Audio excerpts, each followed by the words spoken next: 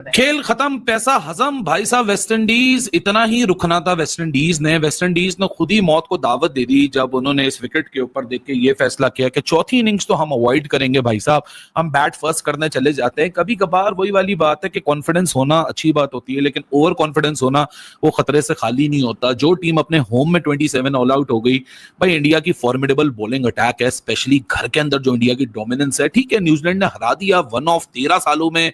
रोहित शर्मा ने भी बोला था एक दो दफा तो चलता है, मतलब 13 सालों में एक ही दफा हुआ था, बार बार तो होता नहीं है।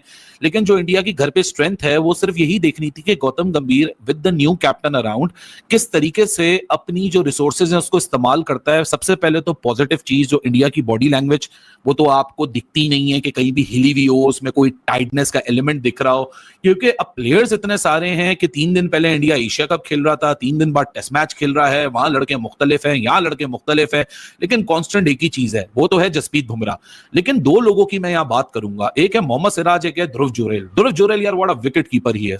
सुबह से लेके अब तक जिस तरह ध्रुव जुरैल ने विकेट कीपिंग के अपने स्किल्स दिखाए हैं, that boy needs to be appreciated because it is not easy to fill in the shoes. क्योंकि आप ऋषभ पंत की जगह पे खेल रहे हो और ऋषभ पंत एक वैसी फिनोमिना है when it comes to red ball cricket, लेकिन विकेट कीपिंग स्किल्स में भाई साहब Dhruv Jurel is way ahead than anyone else. क्या एजिलिटी है, क्या एथलेटिसिज्म है इस बंदे का। लेकिन मोहम्मद सिराज, इस बंदे ने जहां से छोड़ा था वहीं से शुरू किया, फाइफर रह गया, 7 विकेटें जसप्रीत बुमराह, टॉप ऑर्डर को फारिग किया सिराज ने, लोअर डाउन दी ऑर्डर को फारिग किया बुमराह ने, और बीच में 3 विकेटें ले गए, 2 कुलदीप, 1 वाशिंगटन सुंदर। मतलब कहां से बचेगा वेस्ट इंडीज? यहां से बचेगा तो वाशिंगटन कुलदीप फंसाएंगे, वहां से बचेगा तो भी तो जडेजा ने इतनी ज्यादा बॉलिंग नहीं की। लेकिन इस विकेट के ऊपर ना मेरे ख्याल से बहुत ही बैलेंस विकेट है। दो भाई दोनों तबाही, मैं तो यही कहूंगा, दो भाई दोनों तबाही। सिराज और बुमराह की बात करो, जिस तरीके से इन्होंने आउटस्टैंडिंग तरीके से आज बॉलिंग की है। देखो मेरी रिक्वेस्ट है आईसीसी से as soon as possible Indian cricket को खत्म किया जाए, या इनके मुकाबले के अंदर ना कोई एक न्यू टीम एक ऐसी लेकर आई जाए जो इनको टक्कर दे सके, जो इनके साथ टक्कर पूरी कर सके। या तो इनका लाइसेंस कैंसिल कर दो, इनकी जो मेंबरशिप ही कैंसिल कर दो, मुकाबला बन ही नहीं रहा। साफ सी बात है यार, देखो ना वेस्ट इंडीज 162 के ऊपर ऑल आउट हो गई है। अभी ये एशिया कप जीते, उससे पहले ये चैंपियंस ट्रॉफी जीते, उससे पहले ये T20 वर्ल्ड कप जीते, उससे पहले इन्होंने फाइनल खेला है। ये हार ही नहीं रहे हैं। एक ऑस्ट्रेलिया ही वाही टीम है जो इनको टक्कर देती है, या कभी थोड़ा सा अफ्रीका इंग्लैंड दे देती है, लेकिन ज्यादातर यही जीतते हैं। तो मेरा कहने का मकसद है कि इनकी क्रिकेट को ही खत्म कर दें, क्योंकि कंपटीशन तो रहा ही नहीं ना, ये बहुत ऊपर निकल गई हुई है टीम। आप या तो फिर ऐसा करें कि इंग्लैंड, ऑस्ट्रेलिया और न्यूजीलैंड की मिलकर कोई एक टीम बनाए जो इनको टक्कर दे सके। खैर इस मुद्दे के ऊपर बाद में आऊंगा, इंडिया वर्सेस वेस्ट इंडीज के मैच के ऊपर बाद में होगा, लेकिन मैं पहले बात करना चाहूंगा what is happening. Indian cricket का क्रेज खत्म होता जा रहा है। ये होता है साइड इफेक्ट, जब आप जीतते रहते हो ना तो फिर ये भी मसला होता है, फैंस को वो तलब खत्म हो जाती है कि यार हमारी टीम जीते, ये जीत देखनी है हमने। एशिया कप के अंदर इंडिया पाकिस्तान के मैचेस के अलावा 21 वाला, बल्कि 14 वाला और 28 वाला, ये हाउसफुल थे इंडिया के मैचेस। 21 वाला भी वो इंडिया। नमस्ते दोस्तों, आप सभी का स्वागत है आपके अपने YouTube channel Hindustan cricket world पर। इस चैनल पर हम आपके लिए लाते हैं क्रिकेट से जुड़ी बेहतरीन और जानकारीपूर्ण न्यूज़।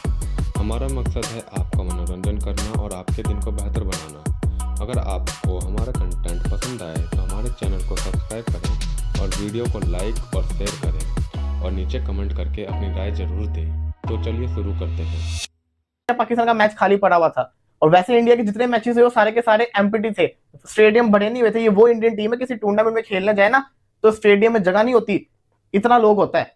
अब ये टेस्ट मैच हो रहा है अहमदाबाद को, तो मुझे कोई बंदा ये बता दे 1 लाख बंदे की जगह वाले स्टेडियम के अंदर आपने टेस्ट मैच रख दिया। यहाँ पे तो टेस्ट मैच रखनी चाहिए। मेरा ये मानना है कि टेस्ट मैच हमेशा उस वेन्यू में होने चाहिए जिसकी सीटिंग कैपेसिटी कम हो और जिसमें जो नेचुरल व्यूज होते हैं ना वो ज्यादा होने चाहिए। क्योंकि टेस्ट क्रिकेट एक ऐसी है कि जहां पे कैमरे थोड़ी सी ब्रेक आती है और फिर कैमरा पूरा घूमे, ड्रोन शॉट दिखाया जाए, नेचुरल ब्यूटी दिखाई जाए, जैसे वेस्ट इंडीज को कि भाई पहले इंडिया ने यहाँ पर बॉलिंग कराई, और जो कि बड़ा शॉकिंग था मेरे लिए, क्योंकि मैं इंडिया को पहले बैटिंग करते हुए देखना था। मेरा चाहता क्या था, बैटिंग करते हुए देखना, और मेरी ये बड़ी खुशनसीबी होती है अगर इंडिया पहले बैटिंग करता तो। मगर कोई बात नहीं भाई, देर है दुरुस्त है, सेम डे के ऊपर बैटिंग आ तो गई ना जानी, और कितनी चाहिए। सबसे पहले भाई यहाँ पर वेस्ट इंडीज की बैटिंग और वेस्ट इंडीज के बैट्समैनों ने हक दिया, एग्जैक्टली सीधा बोलूं तो हक दिया। मतलब यही किया है और क्या बोल सकते हैं। और जो इंडिया के बॉलर्स थे उन लोगों ने तबाही मचा के रखी है भाई। जसप्रीत बुमराह के लिए 14 ओवर के अंदर उसने 3 मेडन ओवर डाले, 42 रन दिए और 3 विकेट हासिल किया। मुझे एक बात बताओ, जो लोग कहते हैं कि भाई बुमराह को T20 मैच से रेस्ट करवा दो, यहां पर वो एक दिन के अंदर 14 ओवर फेंक रहे हैं। कितने? 14 ओवर वो एक दिन के अंदर फेंक रहे हैं। और T20 में आपको 3 मैचेस लगते हैं 12 ओवर फेंकने के लिए। तो भाई T20 में उसका रेस्ट कराना बनता ही नहीं है। अगर रेस्ट कराना है तो टेस्ट से रेस्ट करा दो। यहां पर अगर मुझे लगता है कि प्रसिद्ध कृष्णा होते तो वो बुमराह का काम करते। और वैसे भी ये छोटी सीरीज है, इतनी कोई बड़ी सीरीज है नहीं, तो यहां पर इंडिया डेफिनेटली अफोर्ड कर सकता है बुमराह को रेस्ट देना, क्योंकि बुमराह दुनिया की नंबर 1 बॉलर है, ये उस बात में कोई भी डाउट नहीं है। लेकिन यहां पर रेस्ट दिया जा सकता है। मगर भाई खैर मेरे ख्याल से वेस्टइंडीज को कच्चा चबाने का इरादा करके आए थे हिंदुस्तानी।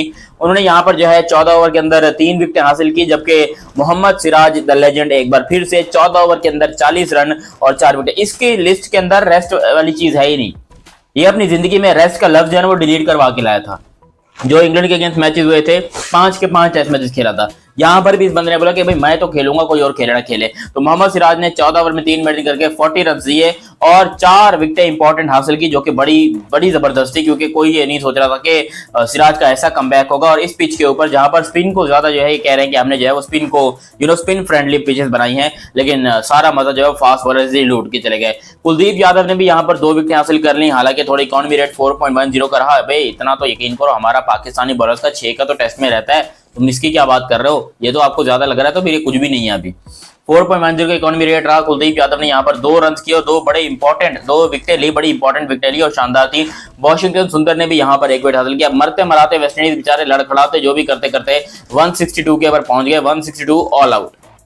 162 के ऊपर वेस्टइंडीज की टीम पूरी की पूरी लुढ़क गई। हम समझ गए कि भैया तुमसे ना हो पाएगा, तुम लोग साइड में होके बैठ जाओ और किसी बेहतर टीम को आने दो। वर्सेस वेस्ट इंडीज और इंडियन फास्ट बॉलिंग लाइन अपने मतलब इंडिया की पिच के ऊपर, मतलब जहां स्पिन ट्रैक बनते हैं वहां इंडिया के फास्ट बॉलर डोमिनेट करना शुरू कर दिए हैं। क्या बॉलिंग की है जसप्रीत बुमराह और मोहम्मद सिराज ने वेस्ट इंडीज के आगे। और वेस्ट इंडीज को भाईजान सिर्फ और सिर्फ एक कम टोटल पे ऑल आउट कर दिया है। 162 पे वेस्ट इंडीज को इंडिया ने ऑल आउट किया। और उसके बाद जो फिर इंडियन बैटिंग लाइन आपने किया वो भी आप सबने देखा। इस पूरे डे का एनालिसिस करेंगे। और एज अ पाकिस्तानी मैं इस चीज को बड़ा प्रेज करता हूं इंडिया की कि यार अब हमारे फास्ट बॉलर हैं जब वो पाकिस्तान में बॉलिंग करते हैं, क्योंकि मोस्टली सिमिलर कंडीशंस ही होती हैं, हमारे फास्ट बॉलर स्ट्रगल करते नजर आते हैं। हमारा शाहीन अफरीदी हो गया या जो भी फास्ट बॉलर है वो उस तरह विकेट क्या पेस भी नहीं लेके आ सकते इन पिचेस के ऊपर। बट आप देखो जसप्रीत बुमराह की 16-17 की एवरेज है इंडिया में, ठीक है। और मोहम्मद सिराज भी देख लो डोमिनेट करता नजर आया आज। और ये चीजें होती हैं, ये बिग डिफरेंस होता है कि अभी वो 28 को फाइनल खेल के आ रहा है बुमराह और ठीक 3 दिन के बाद उसने कोई ड्रामेबाजी। तो दोस्तों आज के लिए इतना ही। उम्मीद है आपको यह वीडियो हमारा पसंद आया होगा। अगर आपको हमारा रिएक्शन वीडियो पसंद आया हो तो वीडियो को लाइक करना ना भूलें, चैनल को सब्सक्राइब करें और बेल आइकन दबाइए ताकि आपको ऐसे ही क्रिकेट का हर मैच पर ऑनेस्ट और फैन रिएक्शन मिलते रहें। हम आपके लिए लाते रहते हैं क्रिकेट से जुड़ी इसी तरह रोज नई वीडियो, तो उसके लिए रेडी रहिए और अपने सजेशन को भी दे सकते हैं किस प्लेयर पर स्पेशल वीडियो बनाएं या किस मैच का एनालिसिस चाहिए। तो दोस्तों मिलते हैं नेक्स्ट वीडियो में, तब तक के लिए जय हिंद और क्रिकेट के इस जुनून को बनाए रखिए। गेम ऑन दोस्तों। जय हिंद, जय भारत।